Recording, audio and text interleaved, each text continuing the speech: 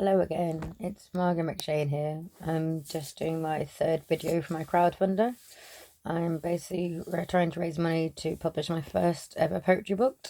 The theme is about mental health. I've got bipolar type 2, about sexual assault, about dealing with the police, and in both protest and in relation to sexual assault, and also dealing with the NHS and the challenges of the NHS and how we can overcome them. So I think the last video I promised some poems about the title being up. Don't half pick 'em, which is basically it's currently 3 parts and I still haven't finished it. It should be about 5 parts in total, about the choices of men I've had over the last few years while dealing with bipolar type 2. So this is called The Opposites Attract. I Don't Half Pick 'em, part 1. In the past 2 years, I have really picked them badly.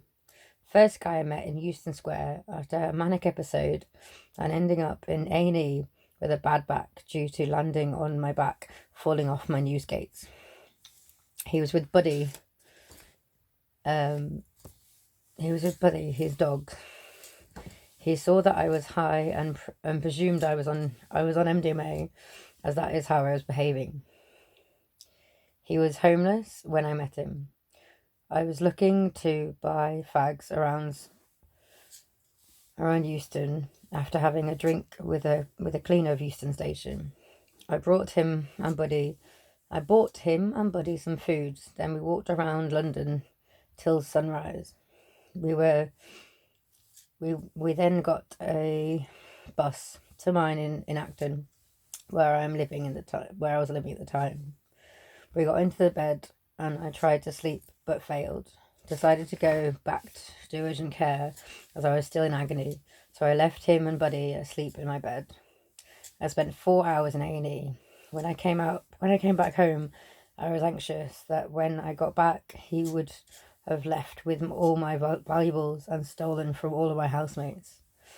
And what I'd say to my sister, who over worries when I'm in a manic state. She changes from being my sister to being my carer / mum, and treats me like I'm a child, but for good reasons. When manic, I'm very generous, positive. My hormones are through the roof. I'm very spontaneous and I can't sleep. Last time I was manic, I left my friend's boat at 4 a.m. due to bouncing off the walls with energy. So my friend couldn't sleep. I got to Green Park at 5 a.m. Had a panic attack, so I went out of the station to calm myself down. I met a guy, fucked on drugs. Was fucked on drugs. So I thought we'd be on the same wavelength. I propositioned him. We tried to get a room in the Holiday Inn with no success. It was July, so was nice weather. So we went back to Green Park, started having fun. We both soon realised that neither of us had protection, so I withdrew my consent. He then tricked me and said, could he not at least rub his cock against my clit? Next minute he was inside me. I froze and I couldn't believe what was happening. At the time, I decided it was best to ask him to pull out before he came, to minimise my risk of diseases and pregnancy.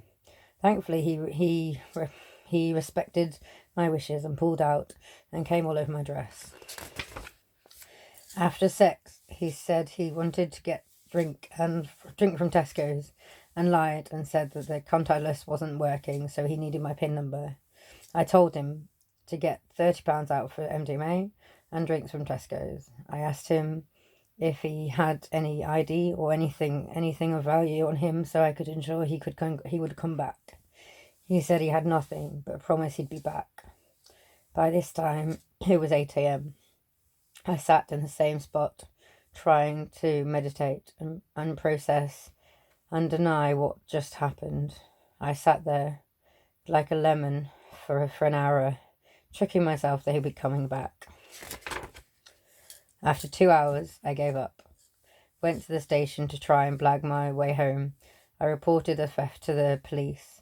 They laughed at me for telling him my TIN number. Then rang my bank to explain, but I was too late. He had already withdrawn £250 from my account. I felt like such a fool. I was kicking myself for falling for it. Felt embarrassed, ashamed, and didn't want to tell anyone what happened because I thought people would judge me and unintentionally victim blame me. I admitted what happened to my boyfriend at the time when we were on a working weekend away with my business. Once I told him, he went mental and made me see the reality of the situation. I then had a major manic episode and decided to report it to the police. The police came to where I was staying and drove me 40 minutes away to the Metropolitan Police to speak to the Sapphire unit. The units specifically for people who had had sexual assault. Spent a few hours in the police station going through the grueling, brutal process of explaining what happened to me to the police. 2 days later, I was sectioned. I was sectioned for 4 months. I was completely delusional. I believed we were in a Big Brother type situation and there was undercover cops rather than nurses. I was also told by Jimmy, one of the nurses, that whatever I take photos of would be a prize, like on the Generation game with the legend Bruce Forsyth. I came out of hospital and didn't receive any prizes. I was confused with what was real and what was the delusion. Whilst in hospital, my lover, not boyfriend, came to visit me regularly. But when he was seeing me straight after my sister, he waited downstairs with sunglasses on, hoping my sister didn't see him, as he didn't want to meet her, as he was ashamed to be my boyfriend. So that's part 1. Yes, that incorporates two guys that I've been involved in since I've been dealing with this mental health illness. So I will do part 2 in the next video because I don't want to bore you all. But thank you so much for listening, and please do keep putting money on my crowdfunder page.